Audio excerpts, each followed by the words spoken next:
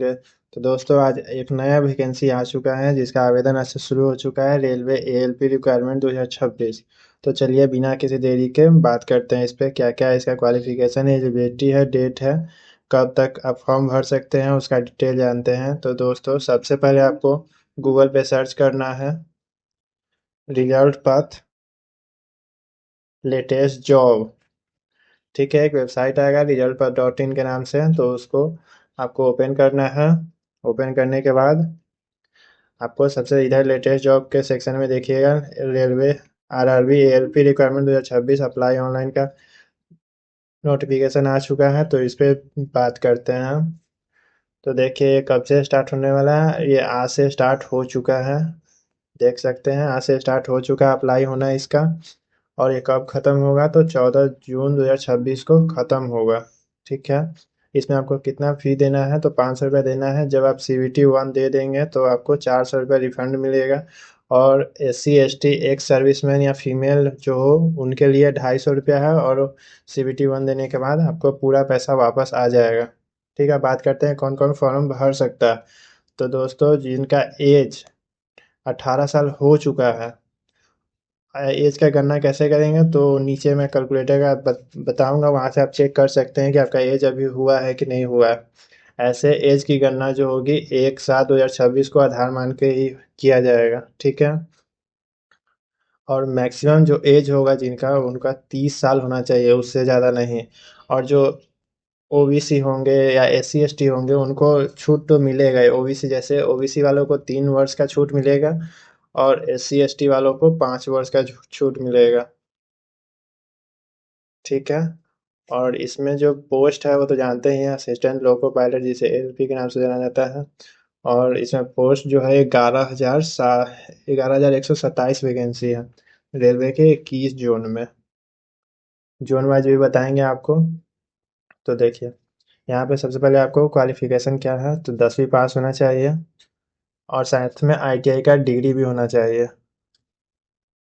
अगर आपने अप्रेंटिसशिप किया है तो और भी अच्छा है, डिप्लोमा किया है तो भी बेहतर है, आप कर सकते हैं अप्लाई। BE BTech है तो भी कर सकते हैं। अब बात करते हैं कि इस जोन में कितने वैकेंसी है।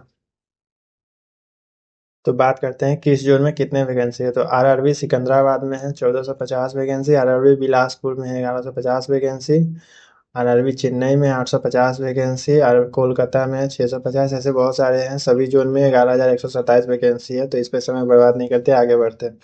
तो इस पे आपका सिलेक्शन कैसे होगा, तो सिलेक्शन होने के लिए आपको CVT 1 देना होगा, जो कि होगा CVT 1 में होगा आपको 20 नंबर मैथ का, 20 नंबर 25 नंबर रीजनिंग का, 20 नंबर साइंस का, और 10 नंबर करेंट अफेयर और जनरल अवेयरनेस का, जिसके लिए आपको टोटल नंबर ऑफ क्वेश्चन होंगे आपके लिए 75। जो टोटल टाइम होगा 60 मिनट का होगा। इसमें 1/3 नेगेटिव मार्किंग होगा, तो थोड़ा सावधानी से। और बात करते हैं एग्जाम पैटर्न 2 के, जो कि CVT 2 होता है, जो कि मेंस के नाम से जाना जाता है। ज़्यादातर मतलब CVT 2 को मेंस ही कहा जाता है, तो उस हिसाब से आप समझ सकते हैं। ठीक है, अब बात करते हैं। तो उसमें दो कैटेगरी होता है, पार्ट ए पार्ट बी। तो पार्ट ए में होता है आपको मैथमेटिक्स, जनरल इंटेलिजेंस मतलब रीजनिंग, और साइंस का होता है इंजीनियरिंग सेक्शन से पूछेगा आप, और जनरल अवेयरनेस होता है। ठीक है, GK जिसे कहते हैं। टोटल 100 क्वेश्चन होता है, 90 1.5 घंटे का आपको समय मिलेगा जिसमें आपको करना होगा। ठीक है, और पार्ट बी में होता है आपके ट्रेड से सर पूछा जाएगा। जैसे आप फीटर से होंगे तो फीटर के बेस पे, इलेक्ट्रीशियन से होते इलेक्ट्रीशियन के बेस पे 75 क्वेश्चन होंगे 60 मिनट के लिए।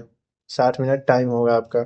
ठीक है, अब बात करते हैं वेतन के कितना पैसा मिलेगा, क्योंकि सबसे बड़ा मोटिवेशन तो यही होता है ना किसी भी सरकारी नौकरी एस्पिरेंट के लिए।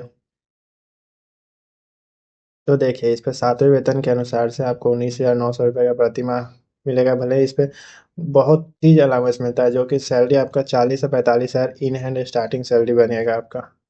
अप्लाई कहाँ करना है, ये सब प्रोसेस है। जैसे आप सबसे पहले और नीचे दिए गए बटन से जाइएगा अप्लाई लिंक पे, वहाँ पे LP का होगा, मतलब सारा चीज़ वहाँ पे बताया जाएगा। ठीक है, अब इसमें क्या क्या डॉक्यूमेंट लगेगा, सबसे महत्वपूर्ण तो देखिए इसको।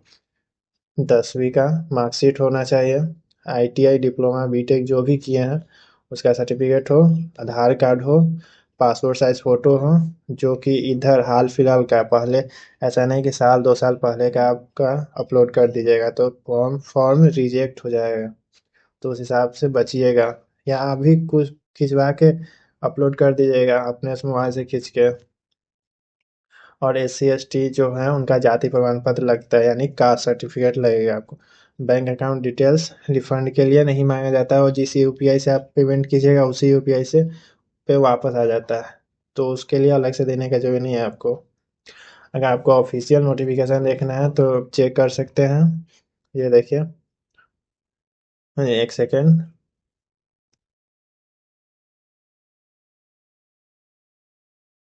ऑफिशियल नोटिफिकेशन है, इसे पढ़ सकते हैं आप। जो भी अगर जानकारी जानना हो, जिनको डिटेल में ज़्यादा जानना हो, तो यहाँ से ऑफिशियल नोटिफिकेशन रीड कर सकते हैं, क्योंकि बहुत ज़्यादा लंबा चौड़ा होता है तो उसका उतना पढ़ने का आपको जरूरी नहीं है।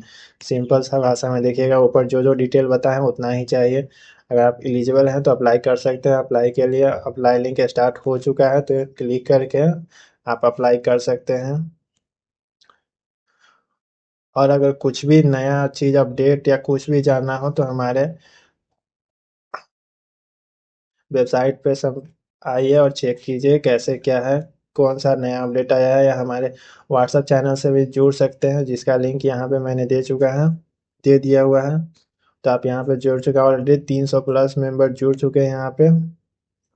तो आप चेक कर सकते हैं और जुड़ सकते हैं। तो थैंक यू। अगर आपको वीडियो अच्छा लगा हो तो लाइक शेयर एंड सब्सक्राइब कीजिएगा, और दोस्तों के साथ शेयर भी कीजिएगा। Thank you.